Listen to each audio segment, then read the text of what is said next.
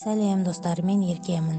Бүгін сіздер көптен күткен кальмар ойынының соңғы сериясын ұсынамыз. Арчи, Ачкарик және ұрлықшығыз аман қалған соңғы 3 адам болды. Арчи аман қалса да ол бақытты бола алмады. Ол Ачкариктен басқалардың деңгейден өту үшін неге құрбан болу керек екенін сұрады. Егер ол Арчи болса, Ачкарик құрбан ете бере ме деп ойлады. Ачкарик ашулы түрде оның Арчи үшін өлімге itергенін айтып, бірақ ризашылық білдірмеді. Ол Арчидің өмірі нашар болу себебі басы дұрыс жасамайды және басқалардың жұмысына жағаласады деді. Арчи оның көздеріне қарап тұрып, мен осында болған себебіммен пайдасызбын. Олай болса мұнда данышпан бола тұра неғып жүрсің деп сұрады. Осы кезде ойын жүргізген бетперде киген адам пайда болып сыйлық берді. Оларға ресми киім киюін сұрады. Киім ауыстыру үшін дәретханаға барғанда ұрлықшығыз жарақатын анықтады. Ол соңғы раундта соңғы әйнек жарылған кезде оның сынған әйнегінің үлкен бөлігі оның қарны тіліп кеткен еді. Қазіргі ұрлықшығыздың денесі әлсіреп барады. Осыдан кейін бірден бұл бәс ойынның ұйымдастырушылары аман қалған 3 адамды мерекелік кешкі асқа шақырды. Арчи мен Ачкарик тамақты асап-асап жеп алды. Олар жақында тағы бір соңғы раунд болатынын біледі. Тек ұрлықшығыздың денсаулығына байланысты тамақ батпады.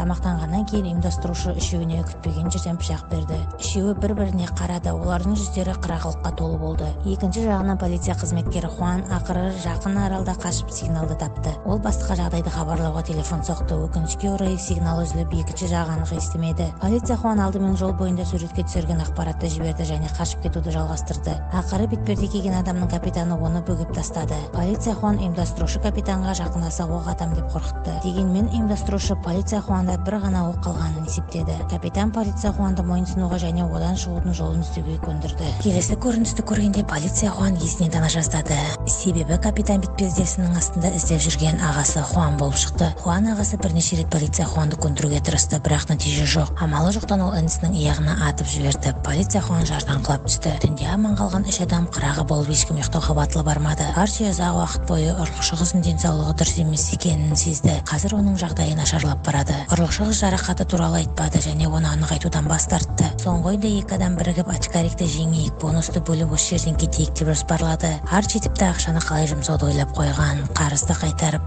анасына өмір бойы қамқор болып, қызының алдындағы әке міндетін орындау керектігін айтты. Ұрлықшығыз Арчидің қызы інісімен құрдас екенін естіп, ол Арчиға кім жеңсе де 2 адам бір-бірінің отбасына қамқорлық жасауы керек деп уәде берді. Бұл кезде Арчи Ачкариктің ұйықтап қалғанын көріп, бұл мүмкіндікті пайдаланып Ачкарикті өлтіруге дайындалды. Сол сәтте ұрлықшығыз тоқта, сен ондай адам емессің деді. Арчи бұрылып қарады, ұрлықшығыз өліп қала жаздады. Тек содан кейін ол ұрлықшығыздың үлкен жарасын тапты. Арчи жүгіріп шығып көмек сұрап есікті қатты ұрды. Алайда бетперде киген адамдар құтқару үшін келген жоқ. Олар мәйіт салатын қорапты әкелді. Дәл осы сәтте Ачкарик қарсылық көрсетпеген ұрлықшығызды өлтірген еді. Ашуланған Арчи шабуыл жасамақ болған кезде бетперде киген адам тоқтатып қалды. Оның жек көрушілігін тек соңғы ойынды шығаруға болады. Көп ұзамай түпкілікті ставкалар ойыны басталады. Арчи монетаны болжау арқылы алдымен таңдау құқығын алады. Маскашы ойын ережелерін түсіндірмеді, бірақ Арчи шабуылшы мен қорғаушы арасында таңдау жасауға мүмкіндік берді. Ашудан жанып тұрған Арчи шабуылшы болуды таңдайды. Содан кейін ережені түсіндіру сілтемесін енгізеді. Байқаудың бұл туры Корей балаларының сүйікті ойыны кальмар ойынын таңдады. Қорғаушы шабуылшыны шектен шығарып жеңеді. Шабуылшының жеңу шарты кальмардың басын басу керек. Егер тараптардың қайсысы өлсе, аман қалушы жеңеді. Ойын басталады. Арчи Ачкарикке қатты ашулы, оны өлтіргісі келді. Ойын басталған сәтте оның көру қабілетіне әсер ету үшін Ачкариктің бетіне бір уыс құм шашып жіберді. Бұл кезде кенеттен жауған жаңбыр бұл соңғы шайқасқа қайғылы жағдайды қосады. Екі жақта уақытша тоқтатты. Ачкарик те ол ұрлықшығызды өлтіргенін айтты. Себебі ол Арчи мен ұрлықшығыз бірігіп кетеді деп уайымдаған. Осылайша Ачкариктің жүлде ақшасы да жойылмақ. Арчи азап шегіп, егер ұрлықшығыз болмаса, сен менің пышағымнан өлетін едің деді. Шындығында, егер ұрлықшығыз болмаса, ол Ачкарикті өлтіруі мүмкін еді. Финалдық жекпе-жек басталды. Бұл бала кезде кальмар ойынынан да қайғылы. Екі жақ бірігіп күресуге барын салды. Ачкариктің жеңіске жеткенін көріп өлтіруге аз қалғанда, Арчидің жынды ит қауып алғандай ашуланып бірінен соң бірі ұрды. Осы бір сәтте Ачкарикті өлтіруге және бір уақытта ақша алуға мүмкіндік бар болды. Бірақ соңында ол кальмардың басына қарай қадам басты. Келер алдында Арчи кенеттен тоқтап, мен ойынды тоқтаттым деді. Ол Ачкариктің жанында бетперде киген адамға барды. Ақырында ол да досының өліміне жүрегі шыдамайды. Енді олардың екеуі ғана қалды. Ережеге сәйкес ойыншылардың жартысы қалыс қалады және ойын үзілуі мүмкін. Ол бұл тозақтан Ачкарикпен кетпекші. Ойынды алыстан бақылап тұрған виптер сол кезде таң қалды. Ешкім Арчи үлкен бонустан бас тартады деп ойлаған жоқ. Осы кезде Ачкарик, Арчи екеуі жас кезінде осындай ойындар ойнап ойнаған кезде анасы келіп оларды кешкі асқа үйге шақыратын, бірақ қазір оларды шақыруға ешкім келмеді деді. Арчи ақшадан айырылатынына қарамастан Очкарикті үйіне алып кетуді жоспарлап отыр. Бұл кезде кінәлі Очкарик өзін өлтіруге бел буды, себебі ол осылай сыртқа шықса да аман қалудың жолы жоқ екенін білетін еді. Өлердің алдында анашыма қамқор бол деп сөз қалдырды. Бұл күнгі жаңбырдың қатты болғаны соншалық Арчидің ауыр дауысы бүкіл әлемді шарлады. Бұл ойын аяқталды.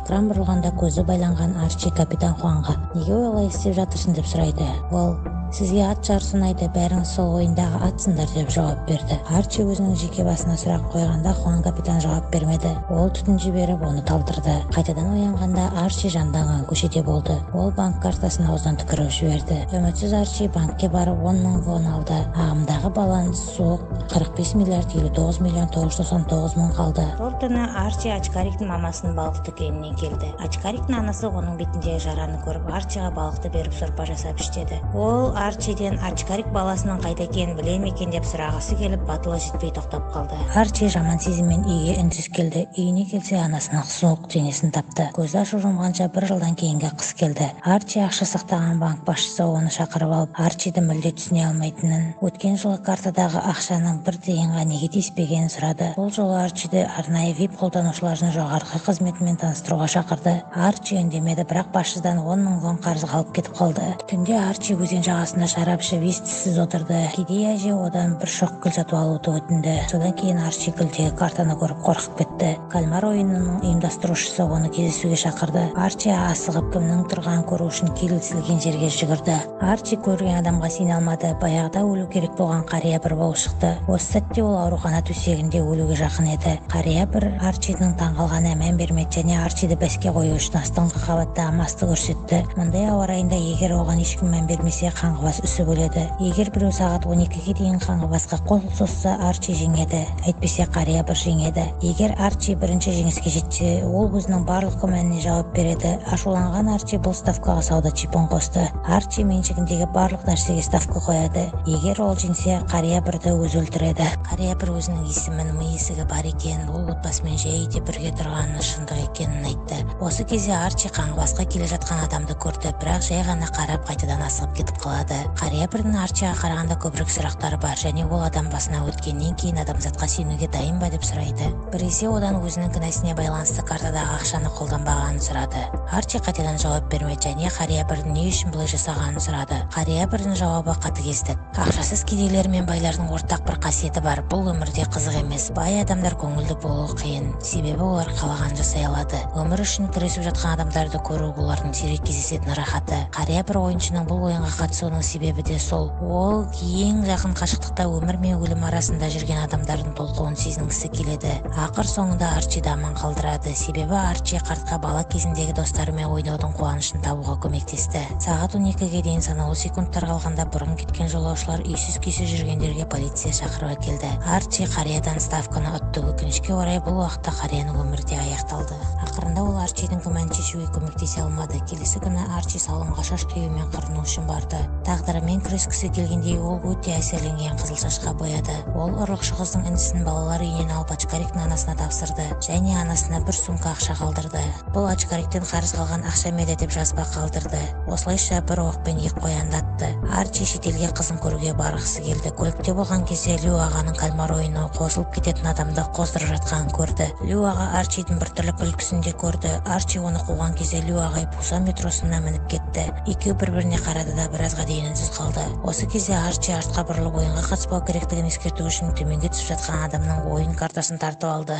Арчи әуежай фойесінде отырады және ұзақ ойланды. Ол ұшаққа отырар алдында ойын картасын телефон нөмірін терді. Екінші тарап ойынға жаңа адамдар шақырады. Ашуланған Арчи шетелге шығу мүмкіндігінен үзілді-кесілді бас тартты. Бұл 8 мен 9 серияның соңы, яғни бірінші сезонның соңы. Құттықтаймыз, сіз тағы да бір жақсы киноны бітірдіңіз. Бұл кальмар ойыны күштілер жоғарыда, төменде кедейлер болады. Әртүрлі себептермен бірдей таңдау жасады. Арчи эмоционалды және құмар ойыншы болатын жақсы адам болмауы мүмкін. Очкарик оған түсініктеме бергенде, оның миы дұрыс жасамайды және басқалардың ісіне жағаласады деді. Бірақ ол соңғы сынақтың алдында адамгершілік қасиетін көрсетті. Адам өмірі бұл ешқашан аяққа тапталмайды. Соңында Арчи ұшақтан түскенде телефонға "Мен ат емеспін, мен адаммын" деп жоғары жақтағыларға шектен тыс қарсылық көрсетеді. Сонымен қатар спектакльдегі полиция қызметкері Хуанның өлмеу ықтималдылығы жоғары. Бүкіл процесте керемет мергендікке ие болған Хуан ағасы полиция Хуанға негізі соққымен соққы берді. Өлімге әкелетін жарақаттан аулақ болып, інісінің өмірін сақтап қалғысы келді. Хуан полиция 2 маусымда Арчидің көмекшісі бола алады деген болжам бар. Арчи ойын ұйымдастырушысы әлі де ойын өткізу үшін адамдардың өмірін манипуляциялап жатқанына ашулы. Қызымен бақытты өмір сүру мүмкіндігінен бас тартып, ол қазірдің өзінде бәріне ставка жасады. Достар, 2 маусым туралы сөйлесейік. Сіздердің ойларыңыз қандай?